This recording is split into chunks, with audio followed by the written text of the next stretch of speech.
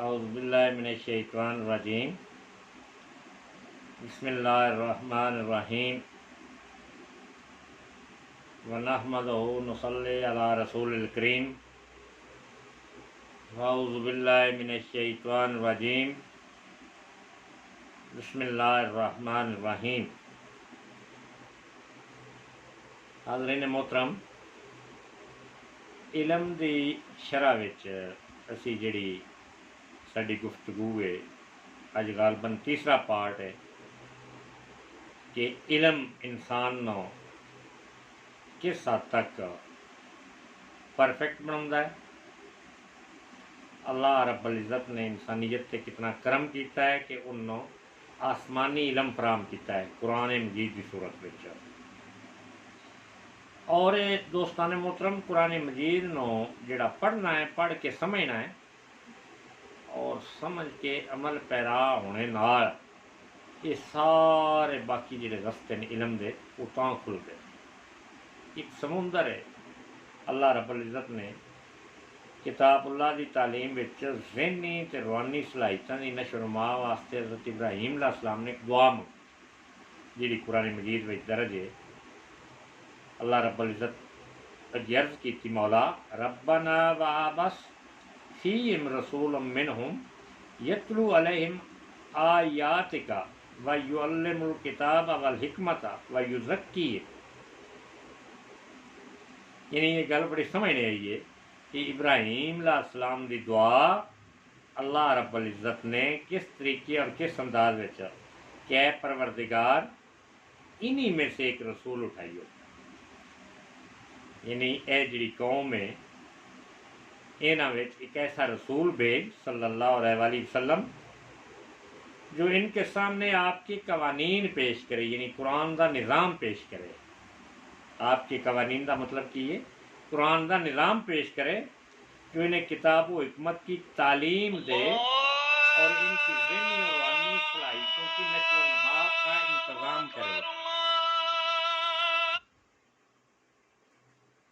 यानी ज़हनी इलम, रूहानी इलम और इन्हां दी सारियां जिहड़ियां सलाहियतां ना इन्हां दी नशोनुमा करनी, ये कुरान मजीद का सब तो मुंतहा कमाल है कि कौमां दी उम्मतां दी दुनिया में जितने ममालिक नो इस वक्त मौजूद नो, गालबन कुछ लोग 200 कुछ इस तो घट, यानी 188 90 ना, मतलब जितने भी इस वक्त दुनिया से मौजूद नक्शे से मौजूद मुमकलत न उन्होंने सारिया वास्ते अल्लाह रब्बुल इज़्ज़त ने आसमान तो जी किताब भेजी है उसका नाम कुरान मजीद है। लेटेस्ट एडिशन, आखिरी किताब, आखिरी एडिशन, लेटेस्ट एडिशन जिन इंग्लिश वाले हो। और उसका मनशा और प्रोग्राम की है और मुंतहा कमाल की है उस मिशन और प्रोग्राम का और उस किताब का रसूलुल्लाह सल्लल्लाहु अलैहि वसल्लम ने अल्लाह उस वक़्त हुक्म दिता कि पूरी इंसानियत की जी ज़हनी सलाहियत ना, अकल, शऊर, इलम, हिलम और ये पूरे दुनिया के जिहड़े नॉलेज ना, यानी किताब सुन्नत का हिकमत नाल इन्हां ते अपलाई कर, इन्हां दा ज़हनी शऊर जिहड़ा है उन्हें डिवेलप कर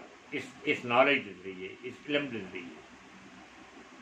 यानी एक स्मार्ट नॉलेज तुसीं जिन्हां दे हो ना वो कुरान मजीद का है। पूरी दुनिया विच पूरी इंसानियत वास्ते स्मार्ट नॉलेज किहदा है? कुरान मजीद का है।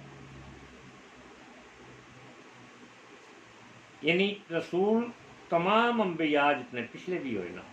और खुद रसूलुल्लाह सल्लल्लाहु अलैहि वसल्लम इन्हां दा आने का दुनिया ते मकसद ये है कि इंसानियत की तरबियत करें, और तरबियत भी उस इलम के जरिए और उस नॉलेज के जरिए और उस शऊर के जरिए कि जिहड़ा दुनिया ते लेटेस्ट तरीन शऊर होवे। यानी इस तो वध शऊर, नॉलेज, इलम, हिकमत मुमकिन ही ना हो। उस शऊर के जरिए, उस नॉलेज के जरिए, उस इलम के जरिए, उस कुरान के जरिए इंसानियत की और ये वास्ते दुआ फरमाई कुल रब्बे ज़िदनी इल्मा। यानी ये गल समझने आई है कि कहो है परवरदिगार मेरे इलम में इजाफा फरमा। यानी हर वक्त लहजा बलहजा लम्हा बलम्हा जिहड़ा इलम है ਉਹਦੇ ਵਿੱਚ इजाफे की अल्लाह रब्बुल इज़्ज़त को दुआ भी मंगनी और उस इलम ते उस नॉलेज से जिद्दोजहद करनी। दोस्तान मोहतरम, ये गल बड़ी समझने आई है, ये गल बड़ी समझने आई है। साडी कौम आज इलम तो इतना यानी तालब इलम की तलब रखने आए लोग इलम तो इतना आज किनारा कश ना इलम तो इस कदर नाला नजर आमदे ना इलमी सोच और फिक्र तो इस कदर किनारा कश रहने की कोशिश करते हैं। लोगों की एक सोच अपनी सोच है, वो समझते ना बा पैसा तो होया तो वो मकान बनासा रोटी खसा अच्छी कार खरीद सा दे इलम का की मतलब है। इलम पढ़ के भी इन्होंने साड़िया मुल्कों में लोग जोड़े ना वो डिग्रियां उन्होंने हाथों में न और कोई उन्होंने नौकरी मुलाजम कुछ भी नहीं, यानी 17 18 14 15 18 साल 20 साल 22 साल अंजे वक़्त का ज़िया है, इलम का कोई फायदा है ही नहीं। दोस्तान मोहतरम, ये गल समझने आई है, ये इलम तो बगैर कुछ भी मुमकिन नहीं। यानी तुसी ये वेखो ना, जितनी दुनिया तरक्की की है, जितनी दुनिया यार चीन है, रूस है, जापान है, उन्होंने सारे तो वेखो गो कि कुरान मजीद का उन्हें इलम हासिल नहीं भी किया, लेकिन वो बेसिक बुनियाद जी नॉलेज दी है, कोई भी नॉलेज जी है उसकी बुनियाद तो कुरान मजीद ही है। उस नॉलेज नो वो लैके जिमें उन्हें दुनियादारी डिवेल्प किया उस नॉलेज नो उस डिवेल्प करने नाल उन्हें कारखाने लगाए, यानी इलम नाल ही उन्हें अपने मुल्कों में इनकलाब आता है। इलम के जरिए ही उन्हें मुल्कों में अमन कायम किया, यानी ऐसे ऐसे कवानीन इजरा किए और कौमान एजुकेट किया और कौमान उन्होंने कवानीन ते अमल पैरा होने की तरबियत दी तलकीन की जी। और लोग जिस उन्होंने कवानीन ते अमल पैरा होए मुल्क में अमन आया और उस तो अगे उन्होंने मुल्कों में सनती तरक्की शुरू हुई, कारखाने लगे, मतलब वो तो प्रोडक्शन वधियां, प्रोडक्शन एक्सपोर्ट हुई, मुल्क में भी इस्तेमाल हुई, मतलब प्रोडक्ट आर्डर बाहर वर्ल्ड वाइड अच्छी अच्छी चीज़ा बना के उन्हें दुनिया से एक्सपोर्ट करके और दुनिया भर का पैसा अपने मुल्कों में इकट्ठा किया और लोग रिच हो गए। यानी ये बुनियादी सारा कमाल की है इलम का, किसी मुल्क में चले जाओ भी वेखो ना, जिस तक मुसलमानों में कमाल आ ना इलम का, जिसने पूरा यूरोप मुसलमाना फतह किया है। तो मैं पढ़ रहा था कि उस वक़्त मुसलमाना दे इलम की इंतहा ये आई कि एक छोटा जहा शहर आ सिसली यूरोप में, यानी उस इलम की इंतहा ये आई कि मुसलमान इतने इदारे, इतने स्कूल, इतने कॉलेज, यूनिवर्सिटीज़, इतने इस हद तक लोग इलम, कुरान का इलम, दीन का इलम, ईमान का इलम और दुनिया का इलम, दीन और दुनिया का सारा एक इज्तमाही इलम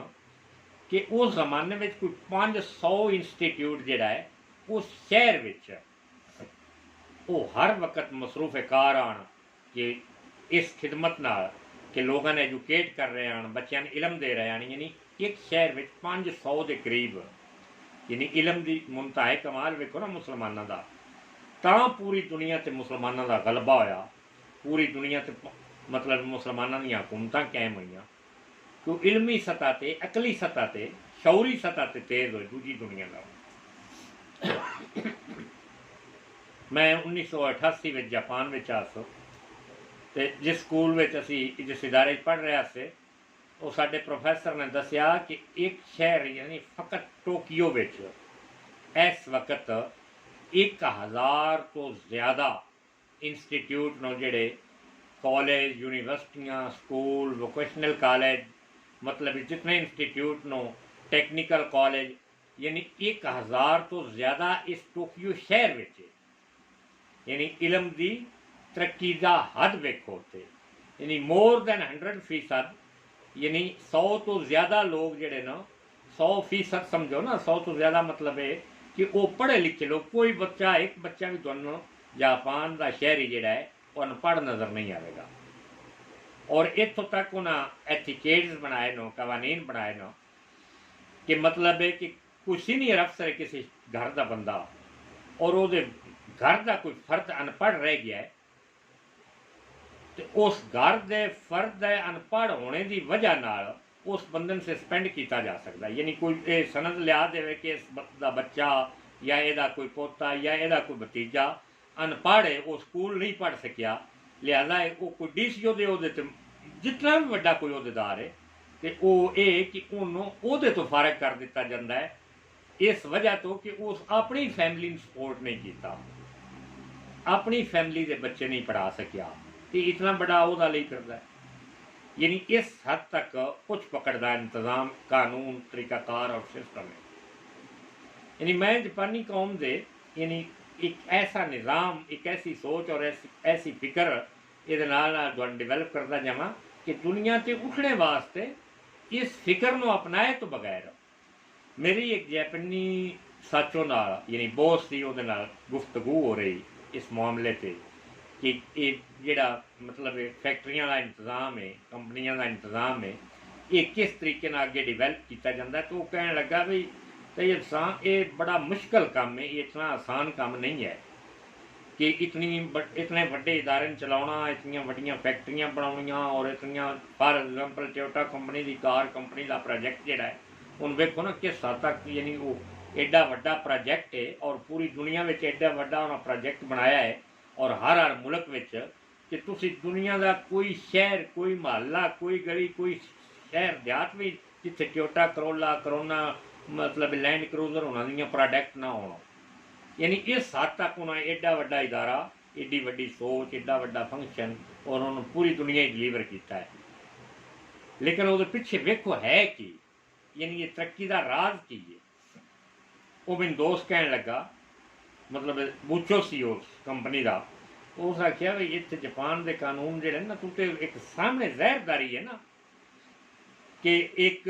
मतलब है क्या कंपनी है तो केडा वड्डा बॉस होगा या कितना वड्डा इहदा प्रोजेक्ट है या कितना वड्डा वर्ल्ड में चला रहा है। लेकिन ये पिछे एक बड़ी वड्डी कहानी है। वो कहानी की है दोस्तान मोहतरम में गल समझ नहीं आई है कि मतलब अंजे अखवा छड़ना मैं मुसलमानी के बहुत बड़े फरैज ने मुसलमानी उत्ते इस पूरे कुरान विचों गुजर के जाना। अल्लाह दे तमाम अंबिया ने एक सिस्टम दीन दा और एक कायनात चो सब तो वड्डा सिस्टम ये कुरान का सिस्टम है, ये निज़ाम है। वो मैनू वो सचो कहने लगा यानी उस कंपनी का बॉस जिहड़ा हैड जिहड़ा उस आख्या भाई असन अपने बच्चों से शुरू बच्चा पैदा होता जाता है तो इतनी मेहनत करनी पौंदी है और इतना उन बच्चों ट्यूशन और इस लिहाज नाल उन्होंने एजुकेट और अपने डिपार्टमेंट के लिहाज नाल कोई कंपनी की बना रही है, कोई कारां बना रही है, कोई लिफ्टां बना रही है, कोई कुछ बना रही है कि उन्हें उस डिपार्टमेंट लियाने वास्ते एक ज़बरदस्त मेहनत और कंपटीशन है। अच्छा वो सके फॉर एग्जाम्पल मेरा बच्चा है ना जी, इस मेरे बच्चे न इस पोजीशन से लियाने वास्ते अगर मैं कामयाब नहीं सुनता मैं कल बुढ़ा हो जाना, रिटायर हो जाना कंपनी तो जी, तो ये अगर यदा बूचो नहीं बन सकता यानी यदा साचो नहीं बन सकता वाप यानी थले असिस्टेंट मैनेजर वेखो ना, एक मैनेजर एक असिस्टेंट मैनेजर है। अगर ये मैनेजर ना बन असिस्टेंट मैनेजर ना होया मेरे जमाने में, जिस जमाने मैं रिटायरमेंट होनी है, कोई होर बंदा जिहड़ा है वो कोई होर नस्ल का कोई होर बंदा जिहड़ा है वो असिस्टेंट मैनेजर होया यानी मेरे तो थल्ले वाले ओहदे ते वो होया तो कंपनी सारी ओहदे इस्तात ओहदे इस्तेमाल में चली जाएगी, ये कंपनी मेरे बच्चे नहीं लभेगी। यानी इस हद तक काबलियत जी है ना। मैं आख्या फिर एक ही कानून है कि इस कानून का मैं ज़रा मतलब मैं इस पर गौर फिक्र किया इस कानून से, तो उस आख्या नहीं ये कानून बड़ा ठीक है। क्यों ये कानून इस वास्ते ठीक है कि फॉर एग्जाम्पल मेरा बच्चा अयाश हो गया है, शराबी कबाबी हो गया है, उन अपने वर्क नाल मुखलस नहीं, अपने डिपार्टमेंट नाल उहदा इखलास नहीं, डिपार्टमेंट में मेहनत नहीं कर रहा तो सारी कंपनी तबाह हो जाएगी और इतने लोग जिहड़े बेरोज़गार हो जाएंगे और इतनी कंपनी जिहड़ी वो किसारे में चली जाएगी कि उस नाल बेहतर नहीं कि वो जरूरी है कि मेरा बच्चे ही उन जिहड़ा उस कंपनी का अहल बंदा है, हालांकि कंपनी वो इस मालक दी है। ये गल बड़ी समझो ए उम्मत मुसलमान कि ना बोल बलियां विच असीं पए हैं कंपनी उस मालक दी है, यानी ज़मीन जी उस बाप दी है। अगर वह बेटा काश्तकार काश्त नहीं कर सकता, मैं तुहानूं ईजी वे ईजी तरीके नाल समझाने की कोशिश कर रहा ताकि बई मलकीयत उस बाप दी है। अगर वह बेटा इस हद तक नलायक है कि वह जमीन को संभाल नहीं सकता, काश्त नहीं कर सकता, ना करवा सकता है, जायज़ है, तो जिहड़ा काश्तकार है जिहड़ा उन्हें सही मैनेज कर सकता है, जिहड़ा उहदे विचों सही फसलां प्रोडक्शन लै सकता है, वो जमीन उहदे इख्तियार में दे दी जाएगी ताकि वो उस तो ज़्यादा से ज़्यादा प्रोडक्शन लैके पूरी कौम को फायदा हो ना, बजाय इसके कि उस नायल बच्चे ना वो जमीन दी जाए कि वो अंजे पई रहे, वो आवे कुछ ना, और मजमूई मुल्क की जी पैदावार है वो कमी हो जाए और लोगों में गले की कमी आ जाए और लोग जोड़े ना वो भुखे मरने शुरू हो जाए। ये वेखो कितना कितनी गहरी सोच, कितना गहरा इलम और कितना नॉलेज है कि अगर उस बाप दादी की वो फैक्ट्री है वह बच्चा एहलीयत हासिल नहीं करता और वो असिस्टेंट वह नहीं बन पाता तो वह फैक्ट्री किसी होर हल चली जाएगी कि जेड़ा उस दी एहलीयत रखता है, जेड़ा उन चला सकता है, जेड़ा जिम्मेदारी न कबूल कर सकता है। यानी ये दुनिया की इस कानून तक इस हद तक बंदा सेंसिटिव होवे ते तां जाके वो तरक्की का मायार जिहड़ा है, ये नहीं जी मेरा बेटा है उन भावें अलब्बे भी ना आउंदी होवे, नहीं नहीं ये मलकीयत यदी रानी है, अर्श है ए सी चलानी है, चलावे ना चलावे, लायक होवे नहीं लायक होवे, वो सारी अर्श तबाह करके रख देगा। यानी कौमां दे मिजाज उनके कवानीन नाल बनते हैं, उन्होंने मिजाज बदलने पौंदे। मेरा जानने वाला असी उस रेस्टोरेंट होटल में कि आम पजेर आसे तो वह ना मतलब वो मालिक ना अक्सर मेरी ना सलाम दुआ गलबात होंगी, कभी चाह का कप पीना बैठना, तो मैं वो वेख्या कितना वड्डा कुतरी मंजिला होटल जोड़ा है वो बंदा मैनेजमेंट कर रहा, खुद ही आप ही वो अपनी मैनेजमेंट सीट पर बह के एज ए कैशियर सारा कुछ इंतजाम करता। तो मैं पूछया वो हिस्टरी पूछी किस तरीके मतलब एडा वड्डा होटल बनाया है, तो उस दसिया मैं बैंक तो लोन लिया है। तो मैं आख्या भाई ये कोई इंज का मौसम भी होंदा है कि मतलब कस्टमर घट होवे, लोन ना पे हो सके, किस्त ना दित्तियां जा सकन, तो उस आख्या अज तक इंज मुमकिन नहीं होया कि इतनी अच्छी मेरी मैनेजमेंट है कि मेरा कस्टमर कभी वेखो ना एक जापानी सोच और अकल और शऊर और तरीका तो पे दसना समझना कि किस हद तक लोग जोड़े किमें तरक्की कर देना। उस आख्या अज तक एक दिन एक महीना एक दिन भी ऐसा नहीं आया इतने सालों में कि लोन की एक किस्त भी मेरी शार्ट हुई हो, बल्कि मेरे को इनफ पैसे रहते हैं ताकि मैं अपने घर के एक्सपेंडिचर घर का सारा इंतजाम बच्चों दी स्कूलों दी फीसां सारी हर पे करता रहना। मैं उस पूछा कि तेरे बच्चे जोड़े ना वो यानी उस दसिया कि मेरा बच्चा है कि वो डे टाइम स्कूल में पढ़ता है और नाइट टाइम फलाने होटल में ड्यूटी करता है। मैंने बड़ा तजस्सुस होया कि एक ही बच्चा है तो वो दिहाड़ी इतनी तालीम भी हासिल करता है तो नाइट नो ड्यूटी भी करता है। तो मैं आख्या हम तुम अपने होटल चो क्यों ना रखते कि इस होटल में ही आके ड्यूटी करे। उस आख्या तैयब सां गल सुनो, बच्चे के जहन में एक खन्नास पैदा हो जाएगा कि साडा रेस्टोरेंट है, जिस कदर कमरे की सफाई रिक्वायरमेंट है,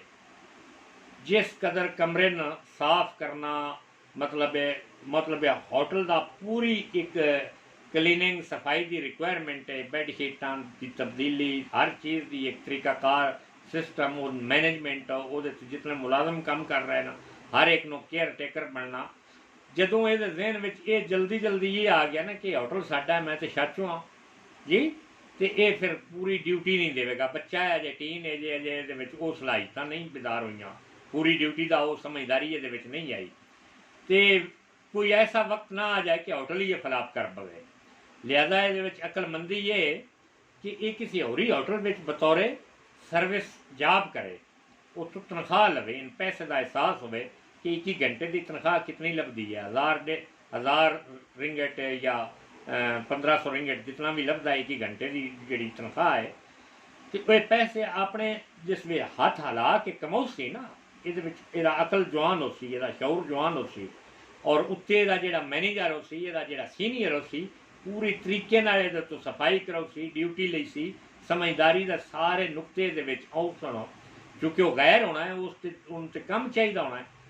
जिस पूरी तरह ट्रेन हो गया कि हुण पूरी चीज़ में उस वक्त तक मैं भी रिटायर के करीब होया उस वक्त इस कंपनी का इस होटल का इसकी सारी मैनेजमेंट जी सपुर्द कर दिया। ये नहीं वेखो ना कितना इखलाकी कितना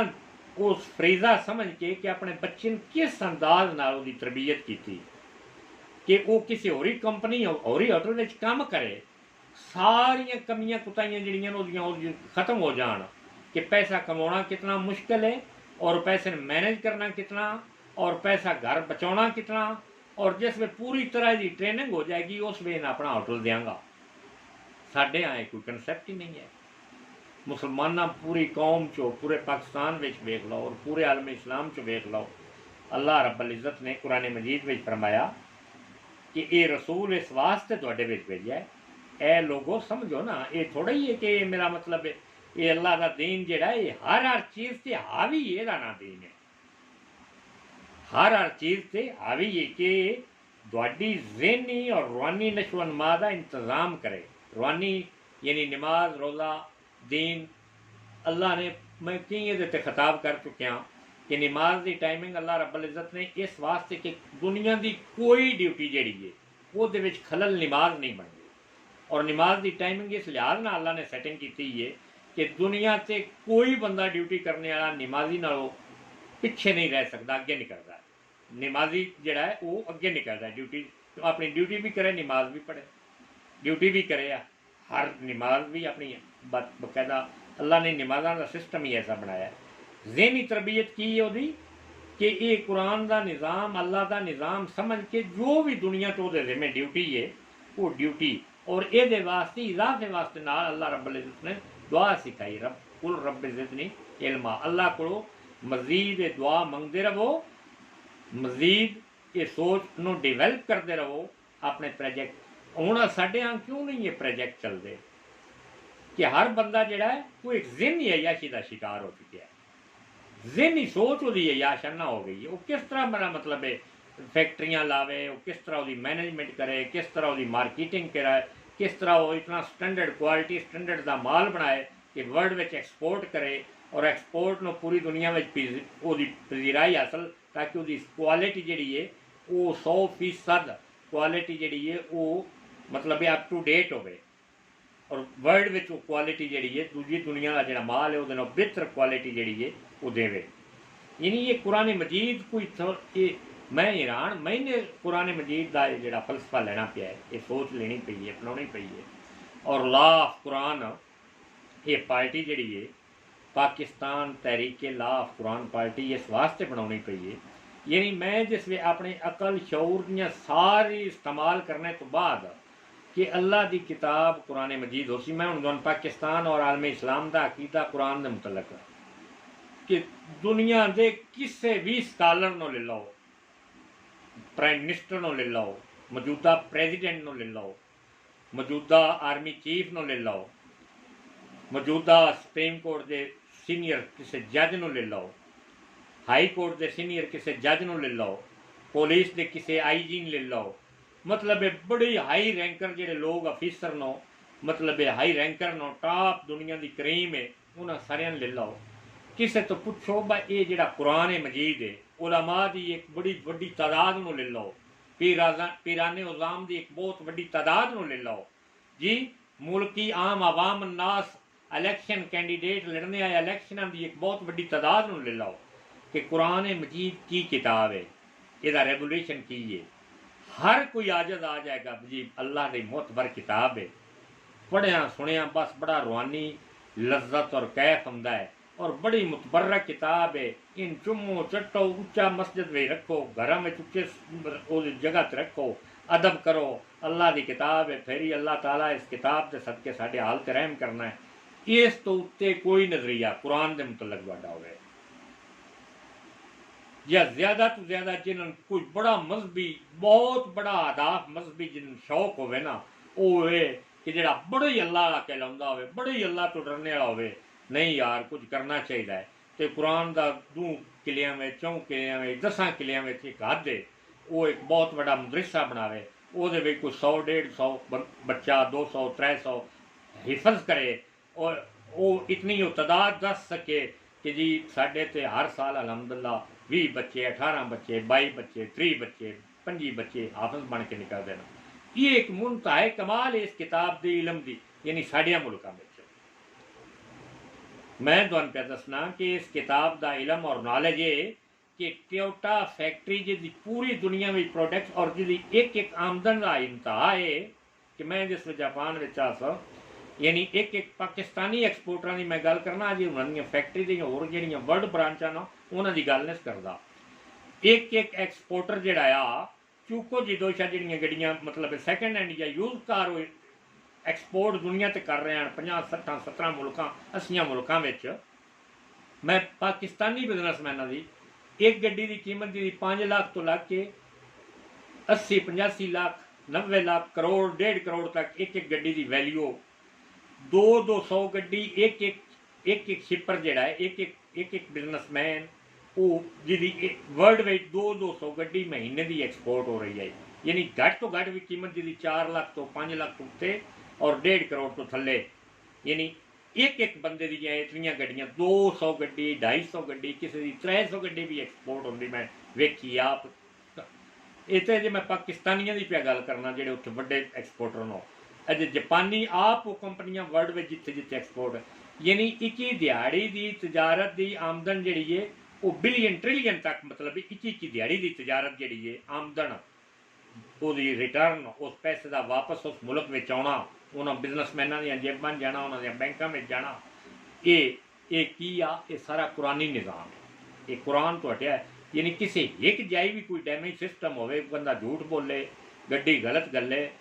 पैसे होर सही गड्डी दे लवे चीज़ गलत उस वक्त क्लेम होंदा और सारी वो कंपनी जी है यानी कंपनियों का निज़ाम इंज आ जिवें सफेद थान होंदा है लट्ठे का सफेद थान जिदे जरा भी कोई दाग धब्बा हो उस वे नज़र आता है। जरा भी इंज करके वो कंपनियों की रेपुटेशन इंज करके आई कि जरा भी जी गल दसनी है वो 19-20 का भी फर्क नहीं होना मतलब गल चीज़ पूरी क्वालिटी जी दसनी है वो क्वालिटी है उस गड्डी में होनी है। यानी शीशे की तरह साफ शफाफ क्रिस्टल क्लीयर लट्ठे की थान की तरह जरा भी वो दाग धब्बा जोड़ा है वो काबिल कबूल ना इंज की तजारत पाक तजारत जी ये तजारत ये गल समझ हो ना पे मैं गल कुरान मजीद के हवाले ये की ये दीन है कुरान हम तो जान कोई इस कुरान का निज़ाम या ये सोच या ये फिक्र दसे भाई कुरान में है कि भाई तजारत दयानतदारी ना सारा कुरान होर है ही नहीं वर्ल्ड में होर तो पैसे वास्ते दुनिया जुड़ी पे दयानतदारी ना तजारत करना हर चीज़ का नुकता हर नुकता जड़ा है वो बयान करना ਇਹਦਾ ਨਾਂ ही तजारत है वो सारा उन्होंने मौजूद है और वो दुनिया में बिलियन ट्रिलियन पति लोग जोड़े आम मजदूरों तो उठे कारोबारी बन के तो दुनिया के एडे एडे बड़े सच और बिजनेसमैन और इतने बड़े ओनर बने ना क्यों उत्थे हुण इत्थे साढ़े मुल्कों में कुरान में जी केड़ा तजारत है इत्थे केड़ा पैसा होना जिहदे नाल असां रोटी खानी है कुरान में नहीं साड़ी तरबियत कुरान के मुताबिक नहीं वरना उन्हें ये सिस्टम कुरान के मुताबिक चलाया तो वर्ल्ड में सब तो ज़्यादा दौलतमंद बने। यानी मैं इस हवाले नाल एक गल करके आई किताब तो इंशाअल्लाह गल ख़त्म करना यानी वायु जक्की हम जरा है ना ज़हनी तस्कीन ज़हनी तज़किया नफ्स जिस्मानी यानी दिल का तज़किया नफ्स करना कि पैसे ते आनी नज़र ना हो कि जब बंदा पैसा लैके खा जाए कि चीज़ नो इस क्वालिटी वास्ते तैयार करो इंज की क्वालिटी दियो कि जिदे को पैसा लाओ खुद वह दिल और ज़हन और अकल वायु रक्की है वह अकल तस्लीम करे कि इस बंदे ने मैं जितने पैसे दिते ना इस बंदे ने हक अदा किया कि इस जो चीज़ उसमें दसी आई इतों 20,000 मील 18,000 मील मैं इतों दूर जापान में एक बिजनेसमैन बैठा है तो जी चीज़ की एक्सप्लेनेशन दे रहा है कि भाई वह बॉडी का सिस्टम है जी मैंने फोटोज भेज रहा है वो इंजन दी फोटो गेयर बक्सा हर चीज़ की जी फोटो मतलब भेज रहा है हू बू वो स्टैंडर्ड की मैंने गड्डी भेजी है जो पैसे लै हक हलाल दे लेना ये की है ये 100% दीन है भाई एक दीन का हिस्सा है ना पार्ट ऑफ दीन है दयानतदारी पार्ट ऑफ दीन है कि कोई ना। अच्छा जिस वे इतनी उस दयानतदारी इस की है सिस्टम विच ते इतना ही वह रिवार्ड आया है ना। हुण पैसा इतना जल्दी मतलब 100 200 300 गड्डी वो महीने की एक्सपोर्ट पी होंगी, अगों सेल पी शुरुआत होंगी है ना। ये की है, ये कुरान है। और इस कुरान को जिस वक्त तक इस कुरान का अमली निज़ाम हुण साडे कोल कुरान का अमली निज़ाम की है जी, साडे कोल ते मैं अला वजल बसीरत पूरी दयानतदारी नाल कि किसी हाकमे वक्त के अंदर ये शऊर ही नहीं कि कुरान एक निज़ाम का नाम है, एक डेमोक्रेटिक निज़ाम है, यानी जमहूरी निज़ाम खुदा का प्रोटेक्टेड निज़ाम है, डेमोक्रेटिक निज़ाम है, डेमोक्रेटिक निज़ाम है। इस तो निज़ाम कोई ना मगरबी जमहूरीत इस तो बेहतर निज़ाम हो सकती है, ना मशरकी जमहूरीत इस तो बेहतर निज़ाम हो सकती है, ना कोई निज़ाम इस तो बेहतर, कोई मुआशी निज़ाम इस तो बेहतर कोई नहीं हो सकता। वर्ल्ड बैंक का निज़ाम हो, IMF का निज़ाम हो, इस तो बेहतर निज़ाम सोचा भी नहीं जा सकता। और ये इतना बेहतर निज़ाम है कि पूरी इंसानियत की फलाह का ज़ामन निज़ाम है कि अगर ज़कात का निज़ाम कायम किया जाए मुल्क के अंदर तो भुख बिल्कुल यकीनी खात्मा हो जाए। ये सदकात तरीकाकार सिस्टम सैट बैतल माल का पूरा निज़ाम दिता जाए तो सारा वो निज़ाम जो इस वक्त जापानिया को मौजूद है वो मुल्कों में भी वो फैक्ट्रियाँ वो सनत वो इंडस्ट्रीलाइज सारा निज़ाम कायम हो सकता है। यानी मैं गल ये कर रहा था कि उस हद तक इतने ज़हनी नवाब और अमीर लोग नो। मेरा एक कोई जानने वाला उसमें दुबई तो फोन किया कि तैयब साहब मैंने किसी दोस्त का नंबर दिता है, ये गल मैं बतौर मिसाल समझानी ताकि कौम दे एक ज़हनी जड़ा या अकली या दिल के अंदर जड़ियाँ छुपी हुई साढ़े अंदर मतलब मुख्तलिफ किस्म दी बुराइयां होंदियां ना उन्होंने एक इंसानी और कुरानी निज़ाम के मुताबिक करिए कि कौमां दे कित्थों तक उच्चे मिजाज न। खैर मैं उन्हें आख्या हाँ मैं अपना वो लोकेशन भेजी एड्रैस दिता, मैं आख्या हाँ आख जी मैं वो जिस नरीता एयरपोर्ट पर आया टोकियो में पहुंचया तो मैंने फोन किया मैं आ गया तो मैं उस वेट टच ही रहा मैं अपना एड्रैस दिता, मैं आख्या इस एड्रैस से फलानी ट्रेन तो बह के आ जाओ। सदीक मेमन साहब गालबन उन्होंने ना आया, गालबन नहीं श्योर उन्होंने सदीक मेमन साहब अगर दुनिया जिंदा हैं अज भी अज तो 20 साल पहलों की गल है तो अल्लाह ताला उन्होंने जजाए खैर अदा करे उन्होंने तो कोई पूछ सकता है जी। अमेरिका के नैशनल आन और दुबई में उन्होंने बिजनेस था, उक्रेना का उन्होंने बिजनेस आ तो उन्होंने मेरे किसी जानने वाले किसी बंदे के वसीते कि उन्होंने तैयब साहब का आ नंबर है ये रबता कर तो उस मैं गड्डियां गुड्डियां का काम करता उस टच ही मेरे को आया बड़ा अच्छा चलो मेल मिलाप होया खाना शाना खादा बैठे गपशप हुई। उन्हें आखिया जी मैं इस टाइप दी क्रेना चाहिए ना तो मेरा दुबई सैट है बिजनेस है तो मैं तुहाडे किसी दोस्त ने यह नंबर दिता है कि मैं इस वास्ते तुहाडे कोल आया। मैं एक तुहानूं सिर्फ सोच एक आइडिया एक अकल और शऊर एक निज़ाम जिहड़ा है कि किस तरह असी अपने अपने जिस कौम चो बंदा रहिंदा होवे ना तो वह एक आइडिया फलसफा सोच वो जहन विच पूरी तरह इंजैक्ट हो जाती है और बंदा उस लैवल से सोचना शुरू कर दिंदा है। मैं आख्या मेरा बेसिक काम तो गड्डियां का है लेकिन ठीक है चलो क्रेना है मेरे एक दो जानने वाले हैं ना चलने वेखने ना गलबात करने। वो मेरा एक दोस्त आ वो आउण जाना मेरा जाना कभी बैठना गपशप होनी कभी मैं दीन के हवाले नाल मेरी एक आदत है कि जिथे जाना जिहदे नाल दोस्ती मुहब्बत बिजनेस की भी है तो वो थोड़ी थोड़ी गल अल्लाह की गल करनी कि भाई अल्लाह ने ये साडे वास्ते ये जिहड़ा मिशन दीन का है ये की है दीन की है कि अल्लाह की शनासाई देनी कि अल्लाह ने एक मखसूस पीरियड वास्ते इंसान को दुनिया से भेजा है वो एक अपनी दुनिया से मेहनत करता है कारकर्दगी विखाता है अल्लाह के कवानीन अल्लाह के दीन अल्लाह के कुरान के मुताबिक अपनी ज़िंदगी गुजारता है। फिर अल्लाह ने वो पुछ गुछ करनी है जिस वक्त वापस जाना है। अगर वाकई वो अल्लाह की पहचान करके दुनिया तो वापस गया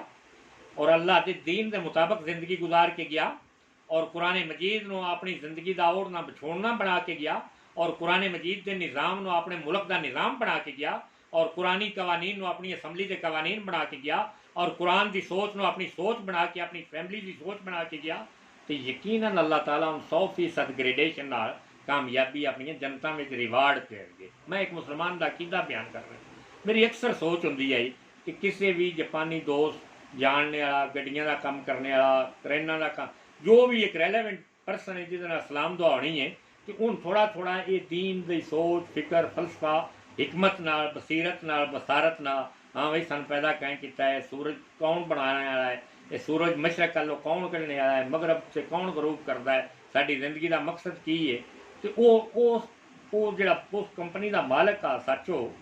वो मेरी एक फ्रेंडशिप हो गई, दोस्ती हो गई। तो आउन जान अक्सर मैं उस इलाके में कभी जावा तो उत्थे बह के चाह का कप पीना, तो हैलो बाई बाई एक दूजे नाल सलाम दुआ। वो जदों उस कंपनी के सामने से गुजरे उस ना, तो बाहर सड़क के किनारे ते एक क्रेन खड़ी जी इस सदीक साहब नो, सदीक मेमन साहब नो मतलूब आई। आदम सहीब साहब गड्डी एक मिनट खिला रहा है। मैं आख्या हाँ, आखिए ए क्रेन अगर लभ जाए ना तो यह क्रेन मैंने चाहिए है। उस गड्डी खिलार के क्रेन श्रेन वेखी तो मैं अंदाजा किया मैं क्रेन तो इस फैक्ट्री के मालिक की है, जो क्रेना वाला अड्डा है, मतलब होर भी 17-18-20 क्रेना उसकी फैक्ट्री खड़िया ना, तो मेरे जानने वाला। अच्छा ये सैकेंड हैंड क्रेन आई, वो जिस सी मतलब मैं क्या ठहर बहुत गड्डी वो उस फैक्ट्री की उससे सलाम दुआ हुई। वो बड़ा हंस के मिलया, बिठाया, सैकटरी ने उसके आवे चाय चू लिया, मतलब बड़ा हाँ जी की हाल है, बड़ा अरसा हो गया नहीं है। मैं आख्या बस कम्मा करा ना, अच्छा की हाल चाल है, गल्लां बातां होण। तो मैं आख्या भाई सचो आ जी क्रेन ये चाहिए है। वो कहंदा लै जा, क्रेन लै जा, यानी क्रेन का अंदाजा आप करो ना कि वड्डी मशीन। वो कहंदा लै जा। मैं आख्या नहीं मेरे पैसे। वो जो सदीक मेमन, चूंकि मैं भी उस क्रेन के रेट और सिस्टम नो नास जानता कि कितनी महंगी, मेरे अंदाजे तो मैं चूंकि गड्डियां का कारोबार अपनी फील्ड होंगी है, मेरी फील्ड अलग आई, उस सिस्टम नो मैं भी नास जानता कि क्रेन की कीमत कितनी है। वो आदा नहीं नहीं मेरी कोई यूज नहीं है, मैं मतलब इन रद्दी करके रखा है, कोई पुरजा या जहन में कोई चीज़ इस्तेमाल हो तो अगर कर लीजिए, बाकी क्रेना मैंने जरूरत नहीं, लै जा। यानी वो लोहा लोहा भी जोड़ा है, लोहा भी 1.5 करोड़ तो उत्ते रुपये का आ वजनी होंगी ना, बड़ी वड्डी क्रेन आई। खैर वो सदीक साहब जो वो मेरा आता तईब साहब जल्दी कुछ पैसे दे के ना तेरे तो रसीद बनवाओ अपनी जबान उर्दू जबान में। और मैं वेख्या कि वो अखी चो आंसू आ गए सदीक साहब जी। मैं आख्या सदीक साहब की होया? वो आदा भाई जल्दी कर, इन कुछ पैसे जरूर दे और एक क्रेन अपने ना कर। मैं आख्या कमाल होगी, ये जापानी है, जापानी कौम है, वो इनका नहीं बंदा के पाकिस्तानी है कि उनको लाद हो गई है भाई क्रेन में की पे देना। वो सोच समझ के पे कुछ एक ताल्लक है कि वो दूजी उसकी काबिल इस्तेमाल नहीं है चीज़। उस आख्या नहीं नहीं तू कुछ पैसे, मैं खैर 5-10 मान कड्डे तो मैं आख्या सच। उस आख्या नहीं भाई नहीं नहीं पैसे नहीं चाहिए। मैं सही नहीं कहना चुक ली जा, लेकिन एक गल याद रखी कि मैं ना आके डिस्टर्ब नहीं करना कि सच वो फलाना पुरजा नहीं, फलाना नहीं, फलाना नहीं, तो मतलब मैनू रिपेयर मतलब मैं तंग नहीं करना, क्योंकि मेरा अपना बिजनेस है, मैंने उससे बड़ा मेरी जहन है मेरे। मैं आख्या नहीं नहीं तेरे ना मेरा वादा है कि मैं तेन तंग नहीं कराँगा, वह लै जा। वो खैर मैं कोई 5-6 मान दिते रसीद ली, वो भी बड़े धक्के ना रसीद ली। वो सदीक मेमन जोड़ा ना तो मैं वेख्या तो रंग जोड़ा ना तब्दील होया, जिवें हार्ट की बीटिंग जी वध गई। मैं उन्हें आख्या सदीक साहब तुहानूं की होया? क्योंकि वो एक बिजनेसमैन आ, वो क्रेन की कीमत जानदा आ। उन्हें आई कि मल ना जाए या मतलब मिस ना हो जाए, तो मतलब वो तो 1-2 साल दी रोटियां उस क्रेन में। उस मैंने आख्या तैयब साहब मैं इस तो आधार रसीद लो कि शायद मुकर ना जाए। मैं आख्या नहीं मुकरने इन्हों का फलसफा नहीं है, ये जैपनीज कौम है और बहुत बड़े दिल के लोग ने, क्योंकि उन्होंने कौमां ने इस बिजनेस विचों अपनी डिवेलपमेंट और इतना वड्डा अकल, इतना वड्डा दिल और इतना वड्डा शऊर उत्थे रह के बनाया है। इतना वड्डा इतनी वड्डी गल तो अल्लाह ने उन्होंने कुछ किसी दी 20 क्रेनां, किसी दी 40, किसी दी 100, किसी की पूरी प्रोडक्शन फैक्ट्री अपनी है। ये अल्लाह एडा दिल बनाइए खिची दिल होवे, हवस का भरिया हुआ दिल होवे, लड़ाई झगड़े वाला दिल होवे, उत्थे ना कुरान हुंदा है, ना ईमान हुंदा है, ना रुआन हुंदा है। अच्छा वो मैं जदों ਉਹਦੇ ਨਾਲ जा के तो वो आख्या भी ਇਹਦਾ ना पंप का पता करिए, ਉਹਦੇ ਵਿੱਚੋਂ क्रेन चो पंप कढ़िया सी। ਉਹਦੇ ਸੇ नवां पंप के नवे किसी दुकान के नाल जाके पता किया तो मिस्त्री आंदा तो सकिया पंप नहीं। तो मैं पूछा नवे पंप की कीमत हो सकिया 17 लाख रुपया, यानी पाकिस्तानी को 17 लाख रुपया अपना दा है। तो मैं आख्या क्रेन की कीमत कितनी हो सी? उस आख्या घट तो घट 4-4.5 करोड़ की क्रेन है जी। तो मैं आख्या बंदा तो बेचारा वाकई इस तिखी चुभ इतना वड्डा तो वो फ्री पे दिंदा है। उस सदीक साहब मैंने आख्या तैयब साहब जितने पैसे तुहानू चाहिए तुसीं दसो, चूंकि खरीदी तो तुसां है, चीज़ तो तुहाडी है। मैं आख्या नहीं, मैं तो कमीशन ही लेनी, बेसिक इन्वेस्टमेंट मैं नहीं हूँ, क्योंकि कोई वो 2-3 लाख मैं भी लिया, मतलब है कि वो फिर उन मतलब है वो रिपेयर वगैरह करा के मैं वो शिपमेंट की उस ट्रेन भेजी जी है। यानी गल करने का मकसद है, हाँ वो जिसले मैं एक गल समझाना बतौर जोड़ा है ना, सिर्फ तरीका समझाने की तरतीब पे दसना कि इन्होंने लोगों के उन्होंने माइंड सैट और उन्होंने कितने खुले जहन न और कितने खुले सीने न। वो जिसले मैं उन्होंने आख्या ना 17 लाख का तेरा मेरा वो पंप आना है, जोड़ा नवा पंप है, तो सदीक साहब बड़ा परेशान हो गया। अमेरिकन नेशनल आ, पाकिस्तानी आ और दुबई चौदा बिजनेस आ। मैंने रहा तैयब साहब एक मेहनत थोड़ी जी मेहनत मनो, तुहाडा जानू है वाकफकार है अगे आने जाने तुहाडा, वो को पता तो करो कोई क्रेन का मत वो पंप शंप पिया हो कोई अल्टरनेट। मैं कि यार मैं वो वादा किया है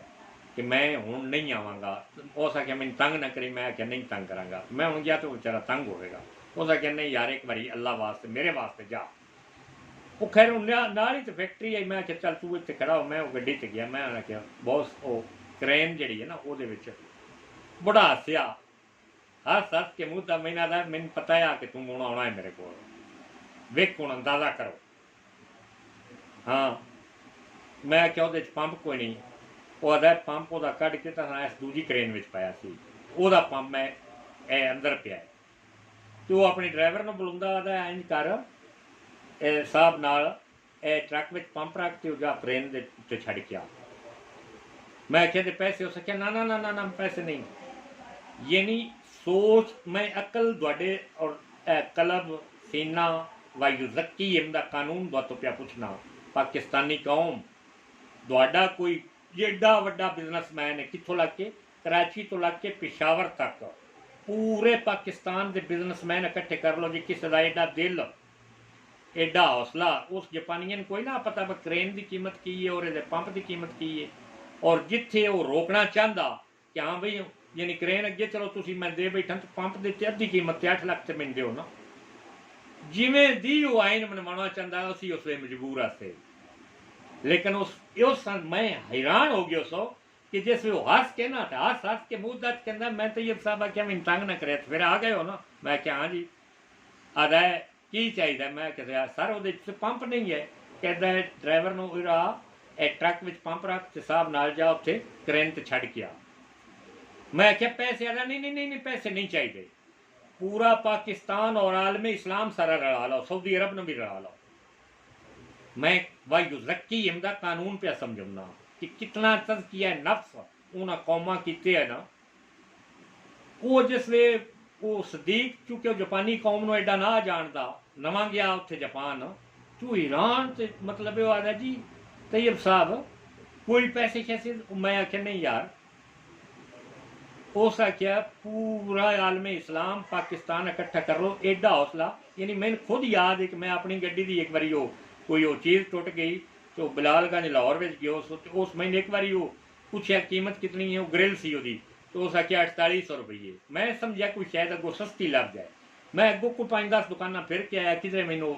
मॉडल मैच ग्रिल ना मिली। मैं दोबारा आया तो उस आख्या 5800 रुपया, तेन होर दूँ कि लभी नहीं तू तो मेरे को आया लिहाजा लेनी ही तो 5800 रुपये की ये ग्रिल मैं बेचाँगा। यानी इतने दुकाना तो बाद आने तो बाद 1000 रुपया कीमत जी है वो उत्ते हो जाती है। यानी हर कोई जिंदे ही पैसे वास्ते करता है और उत्थे हर कोई जिंदे ही वायुजक्की है यानी उन्हें अपने तज़किया नफ्स इंदे किए ना कि उस चीज़ समझते भावें अरब रुपये दी है जिसमें साढ़े थड़ियो लै गई साडा काम छड़ गई है, साड़ियाँ होर क्रेना 10 20 15 40 रुपये चलदियाँ ना तो सानू की जरूरत नहीं, वो लै जाए कोई अपना बेच लवे कोई अपना वो कर लवे।